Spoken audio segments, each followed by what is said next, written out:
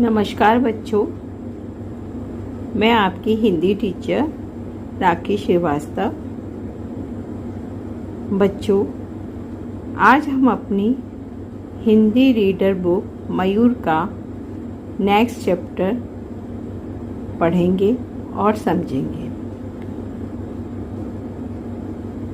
इसके पहले हमने चैप्टर 1 हम सब सुमन एक उपवन के, चैप्टर 2 भारत का अभिनंदन, चैप्टर 3 गिरगिट का सपना के चैप्टर की हमने रीडिंग की, उसको समझा। कॉपी में हम लोगों ने उसके एक्सरसाइज की पूरा वर्क किया। इसके बाद आज हम चैप्टर 4 की रीडिंग करेंगे और उसको समझेंगे। हमारा जो 4th चैप्टर है वो है एकाग्र मन। ये एक कहानी है और इसकी लेखिका है नलिनी बहल। बच्चों, एकाग्र का मतलब होता है कंसंट्रेशन। एकाग्र मन, एकाग्र मन का संक्षिप्त मैं आपको बारे में बताती हूँ इस कहानी के, कि एक बच्चा जिसका नाम पुलकित है, उसका मन पढ़ाई में नहीं लगता है। जब भी वो पढ़ने बैठता है तो उसका ध्यान कहीं खेलने में, कहीं घूमने में, कहीं खाने में, हर काम में लगता है, पर उसका मन पढ़ाई में नहीं लगता है। परंतु उसकी बहुत इच्छा है कि जैसे उसके फ्रेंड्स क्लास में फर्स्ट आते हैं वो भी फर्स्ट आए, परंतु वो अपने चंचल मन के कारण नहीं कर पाता है, ये काम नहीं फर्स्ट आ पाता है वो। यही इस कहानी में बताया गया है कि हमको जब भी कोई काम करना है तो हमको उस काम को बहुत ही एकाग्रता से करना चाहिए। आइए अब इस चैप्टर की रीडिंग करते हैं। पुलकित 10 वर्ष का 5वीं कक्षा में पढ़ने वाला एक विद्यार्थी था। वह बहुत ही चंचल यानी नटखट, चंचल और शरारती लड़का था। वह अपने मम्मी पापा के साथ दिल्ली में रहता था।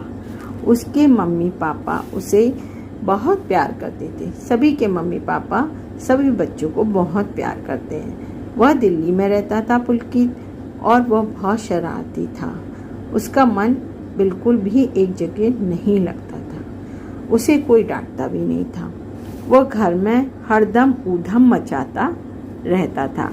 ऊधम माने शरारत करता रहता था, कभी टिक कर नहीं बैठता था। जब वह पढ़ने बैठता तब भी उसका मन चंचल रहता।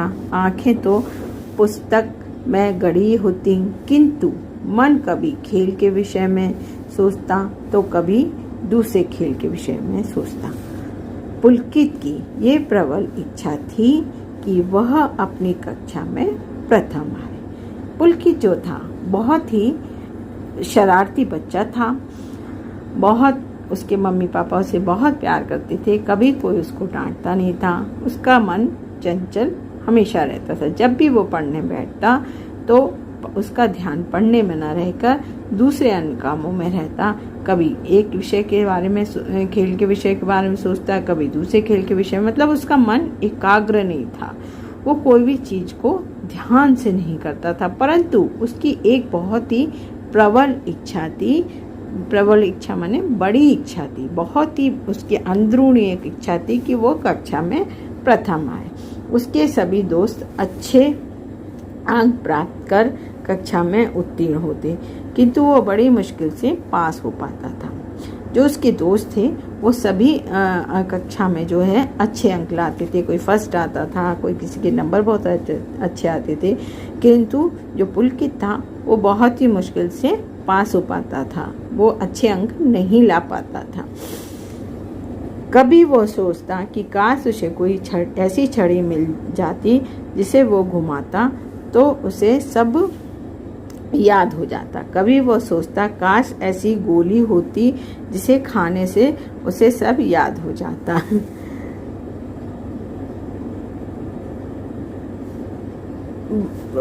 जो वो पुलकित था उसका मन पढ़ाई में तो लगता नहीं था, पर वो हमेशा ये सोचता था कहीं कोई मुझे ऐसी छड़ी मिल जाए। शॉर्टकट सोचता था कि कहीं मुझे छड़ी मिल जाए तो जिसको मैं घुमाऊंगा मैं उसको घुमाते ही मैं अच्छा अंक ले आऊँगा, या कहीं कोई ऐसी गोली मिल जाए जिससे खाने से वो सब याद रह जाए मुझे, मैं एग्ज़ाम में सभी कुछ अपना लिख के आ जाऊँ गोली खाने से। ये उसकी इच्छा रहती थी। उसकी कक्षा में प्रथम आने की इच्छा को उसकी मम्मी भी जानती थी, किंतु जब भी उसे पढ़ाने बिठाती तो पुलकित का मन खेलने में लगा रहता। उसकी इस आदत से मम्मी बहुत परेशान थी। वह उसे सदैव समझाती, बेटा इस तरह तुम कक्षा में प्रथम आना तो दूर पास भी नहीं हो पाओगे। जब भी वो उसकी मम्मी पढ़ाने बैठती तो वो मतलब उसका ध्यान फिर कहीं चला जाता, तो उसकी मम्मी उसको समझाती कि उसकी मम्मी जानती थी कि उसकी बहुत बड़ी इच्छा है कि वो क्लास में अच्छे नंबर ला के पास हुए, परंतु जब उसका एकाग्र मन नहीं रहता था पढ़ाई में, एकाग्रता से नहीं पढ़ता था, कोई भी काम नहीं करता था, तो उसकी मम्मी उसको समझाती कि बेटा इस ऐसे जैसे तुम काम कर रहे हो, ऐसे जो पढ़ाई कर रहे हो उससे तुम अच्छे अंक तो क्या पास भी नहीं हो पाओगे। पुलकित का जवाब होता, मम्मी आप देखना इस बार मैं कक्षा में जरूर प्रथम आऊँगा। वो हमेशा यही मम्मी से कहता कि मम्मी इस बार मैं प्रथम जरूर आऊँगा, आप देखना। परीक्षा के दिन निकट आ रहे थे, किंतु पुलकित की दिनचर्या में कोई परिवर्तन नहीं आ रहा था। मतलब परीक्षा पास आती आ रही थी, लेकिन वो उसकी जो दिनचर्या थी वो वैसे ही थी, चल रहा था सब काम। ना तो वो ढंग से पढ़ता था, ना कहना मानता था। एकाग्र दिनचर्या माने रोज क्या किया जाने वाला काम। पुलकित की परीक्षा के दिन किंतु पुलकित की दिनचर्या में कोई परिवर्तन नहीं आ रहा था। पुलकित की खुशी का ठिकाना ना रहा जब पिताजी ने बताया कि कल शाम को उसके दादाजी और दादी जी जयपुर से आ रहे हैं।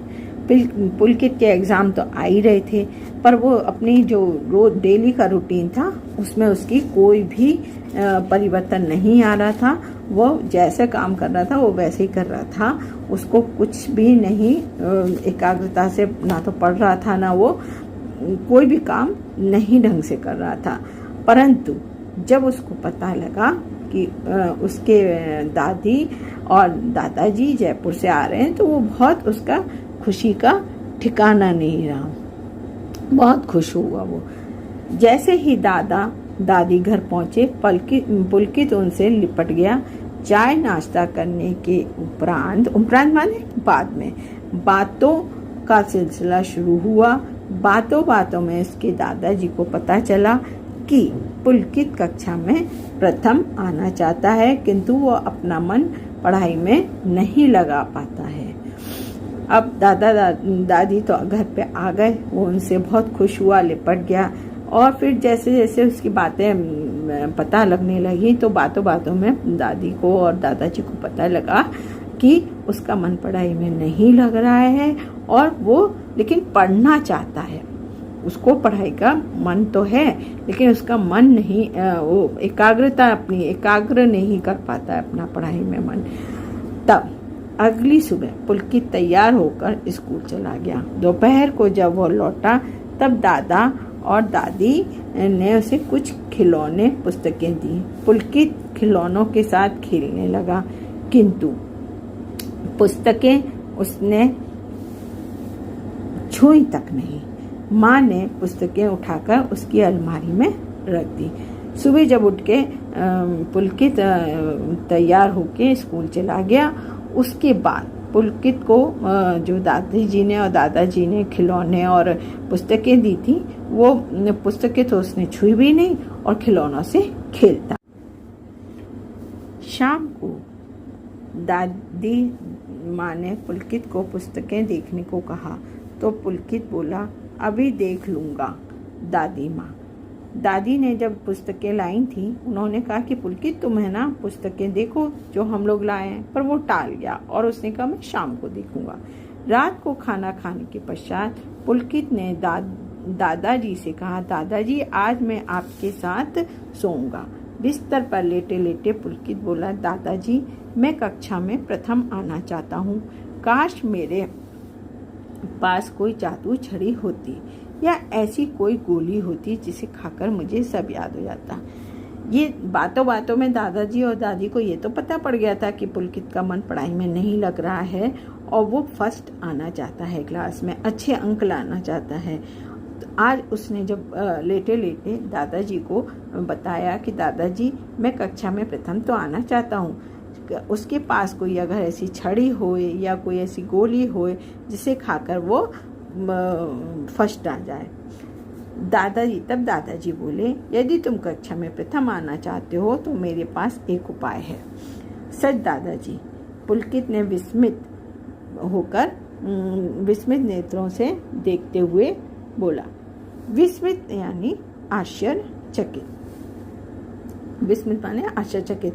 जब दादाजी ने कहा कि यदि तुम कक्षा में प्रथम आना चाहते हो तो मेरे पास एक उपाय है, तो वो विस्मित माने आश्चर्य से उनकी ओर देखने लगा कि अरे दादाजी कौन सा उपाय बता रहे हैं मुझे, पर मुझे लगता है कि तुम उसे कर नहीं पाओगे। दादाजी बोले, मुझे नहीं लगता कि तुम ऐसा कुछ कर पाओगे जो मैं तुम्हें बता रहा हूँ।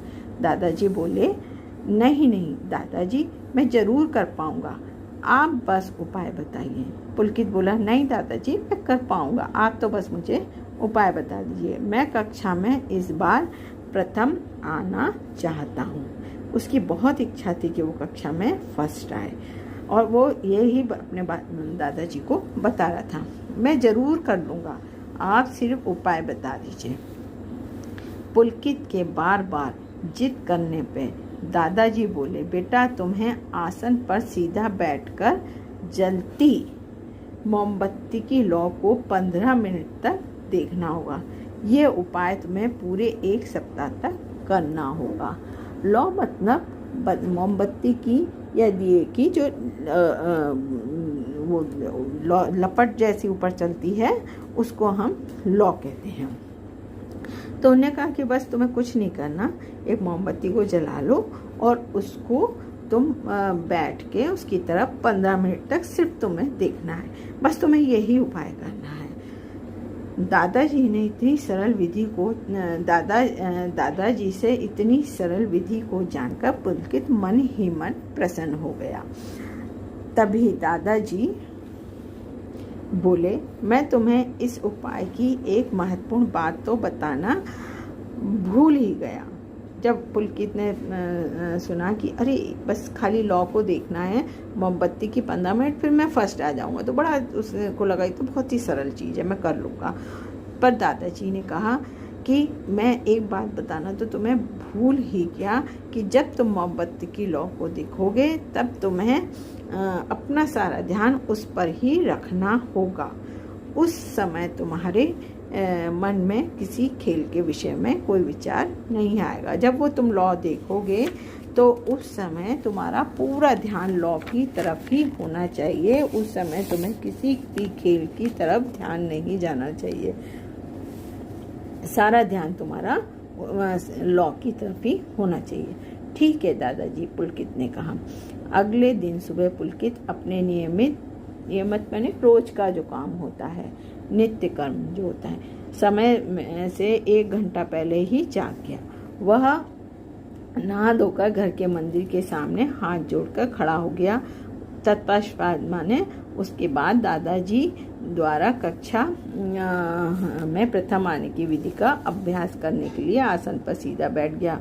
मोमबत्ती जलाकर जैसे ही उसने उसकी लौ की ओर देखना आरंभ किया, वैसे ही उसके मन में सबसे पहले यह विचार आया कि अब उसे खेल के विषय में नहीं सोचना है। उसने मोमबत्ती जला ली और वो आसन पर बैठ गया आराम से। और जब मोमबत्ती की लौ जलाई तो उसने सबसे पहले उसके मन में यही आया कि मुझे बिल्कुल भी खेल की तरफ ध्यान नहीं देना है, मुझे सिर्फ लौ की साइड देखना है। 2 मिनट बीत गए। पुलकित ने इन 2 मिनटों में अनेक बार स्वयं को सावधान किया कि उसे खेल के विषय में नहीं सोचना है, किंतु उसका मन बार बार खेलों के विषय में ही सोचने लगा। 10 मिनट बीतते बीतते उसने सभी खेल जैसे cricket, kabaddi, basketball, table tennis, badminton आदि के विषय में सोच डाला। वो बैठा तो आसन पे यही सोच के था कि मैं कहीं किसी तरफ भी ध्यान नहीं दूंगा, खेलों की तरफ तो बिल्कुल नहीं दूंगा। परंतु थोड़ी ही देर में उसका ध्यान दूसरे खेलों की तरफ, सारे खेल जितने भी वो खेलता था उनकी तरफ चला गया। क्रिकेट, कबड्डी, बास्केटबॉल आदि सारे खेल वो खेलता था और सब वो उन्हीं के बारे में सोचने लगा। पुलकित को अब स्वयं पर गुस्सा भी आने लगा। अब उसको अपने ऊपर गुस्सा आया। वो चाहता था कि मोमबत्ती की लौ को देखते समय वो किसी खेल के विषय में नहीं सोचे, पर उसका मन बार बार खेलों के विषय में ही सोचने में लगता था। वो बार बार लौ को देखता और सोचता कि मैं अभी खेलों के विषय में नहीं सोचूंगा, पर उसका मन उन्हीं खेल के विषय में सोचने में लगा रहता। कुछ समय बाद वह नए जमाने के आधुनिक खेल जैसे स्कीइंग माने जो बर्फ में हम लोग चलते हैं, जो 2 स्टिक लेके जो हम लोग करते हैं बर्फ में राइडिंग करते हैं, उसको हम स्कीइंग कहते हैं। पैराग्लाइडिंग वो होती है जो पैराशूट जैसा होता है, उसमें हम लोग उतरते हैं। बैलूनिंग, एक बैलून जैसा होता है, वो भी पैराशूट जैसे ही होता है, धीरे धीरे हम लोग नीचे तो बैलूनिंग आदि के विषय में सोचने लगा। यहाँ तक कि उसने कुछ देशों के प्रमुख खिलाड़ियों के विषय में भी सोच लिया। उसने नए नए जमाने के खेलों के बारे में भी सोचने लगा। थोड़ी देर में वो लौ की साइड देख रहा था, पर उसका ध्यान लौ की साइड नहीं था। उसका ध्यान फिर से खेलों की साइड जाने लगा। फिर उसने नए नए जो खेल हैं उनके विषय में सोचने लगा, कुछ प्रमुख खिलाड़ियों के विषय में भी सोचने लगा। इस तरह वो अपना ध्यान लौ की साइड नहीं लगा पा रहा था।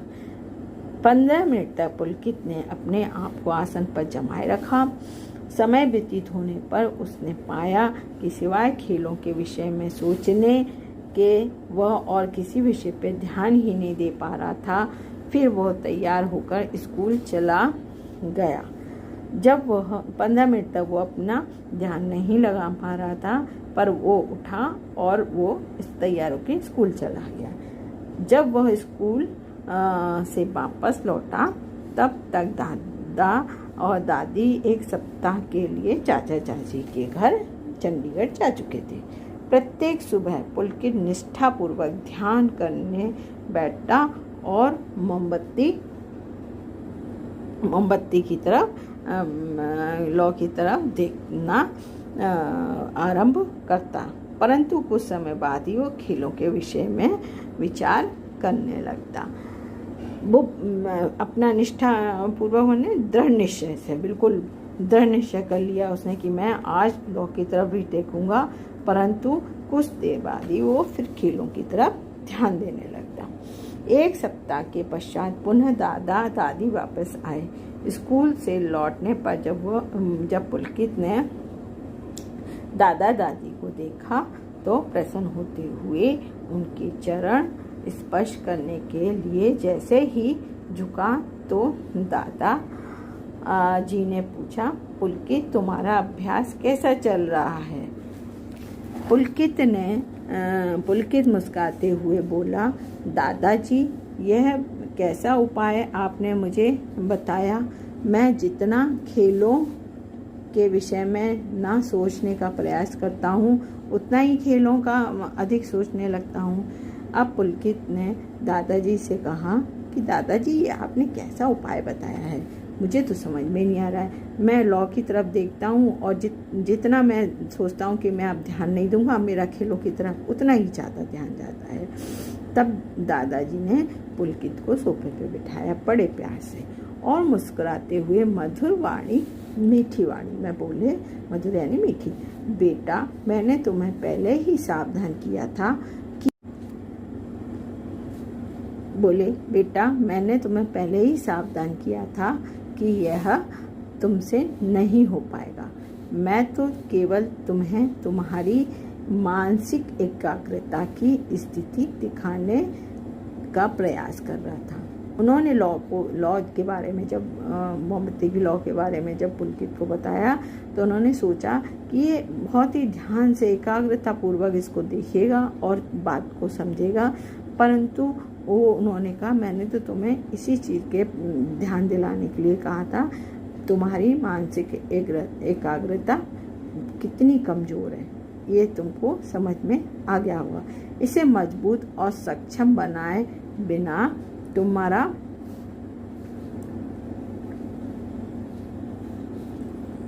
तुम जीवन में अपनी किसी मनोकामना को पूरा नहीं कर सकते हो।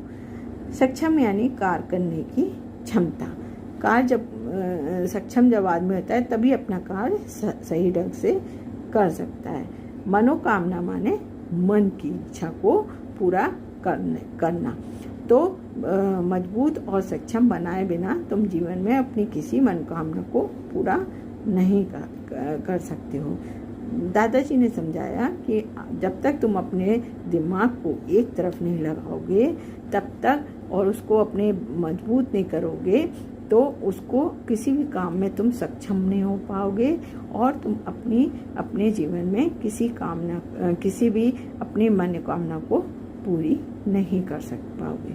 जब तक तुम अपने मन को अपनी आज्ञा का पालन करना नहीं सिखाओगे, यानी तुम अपने मन को अपने वश में करो। तुम्हारा मन इधर उधर भटकता है तो अपनी आज्ञा दो मन को कि तुम ये करो, ये नहीं, तब तुम अपनी किसी भी मनोकामना को पूरा नहीं कर पाओगे। पहले अपने मन का नियंत्रण करना सीखो।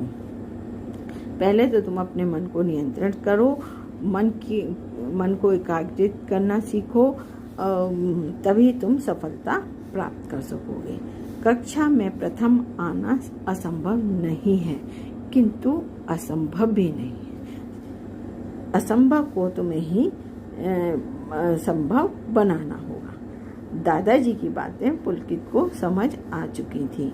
अब वह जान चुका था कि किसी भी कार्य में सफलता प्राप्त करने के लिए आवश्यक है कि हम वह कार्य पूरे मन से एकाग्रचित्त होकर करें। अब उसको समझ में आ गया था कि जब भी हम कोई काम करें तो हमको एक तरफ ध्यान लगाना चाहिए। जब हम पढ़ाई कर रहे हैं तो हमको खेल के बारे में नहीं सोचना चाहिए या अन्य किसी कार्य के बारे में नहीं सोचना चाहिए। दादाजी द्वारा बताई गई विधि का निरंतर अभ्यास करने से पुलकित का मन एकाग्रचित्त होने लगा। अब पढ़ाई के समय उसका मन केवल पढ़ाई में लगता था।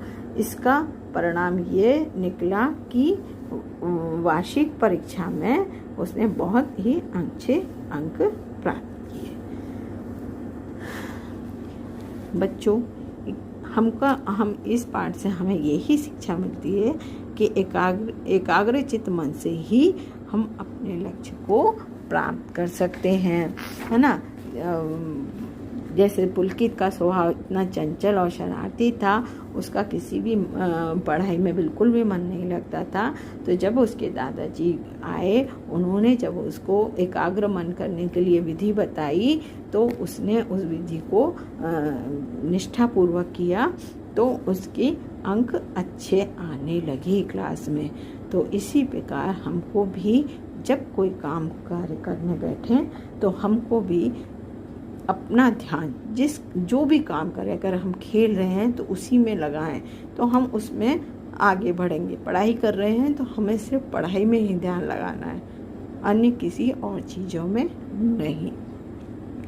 इस पाठ में हमें यही शिक्षा मिलती है कि हमें कोई भी काम करते समय एक ही काम पर ध्यान लगाना चाहिए, तभी वो काम सार्थक होता है और हमारे लिए लाभप्रद होता है। धन्यवाद।